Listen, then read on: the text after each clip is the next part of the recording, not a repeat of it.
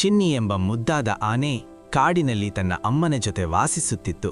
ಒಂದು ದಿನ ಅದು ಹೇಳಿತು, ಅಮ್ಮ, ನಾನು ಹೊಸದನ್ನು ನೋಡಬೇಕು. ಹಠಾತ್ ಗಾಳಿ ಬೀಸಿತು.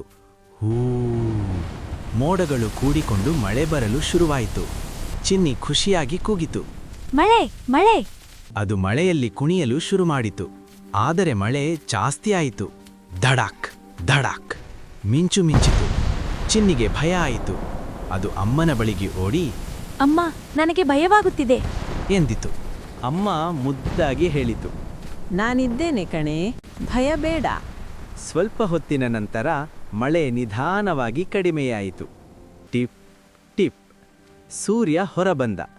ಆಕಾಶದಲ್ಲಿ ಸುಂದರವಾದ ಇಂದ್ರಧನುಷ್ ಕಾಣಿಸಿತು. ಚಿನ್ನಿ ಸಂತೋಷದಿಂದ ಹೇಳಿತು, ಅಮ್ಮ, ಮಳೆ ಭಯಂಕರ ಅಲ್ಲ, ತುಂಬಾ ಸುಂದರ. ಅಮ್ಮ ನಕ್ಕು ಹೇಳಿತು, ಹೌದು ಕಣೆ, ಪ್ರತಿಯೊಂದು ಅನುಭವವೂ ಒಂದು ಪಾಠ ಕಲಿಸುತ್ತದೆ.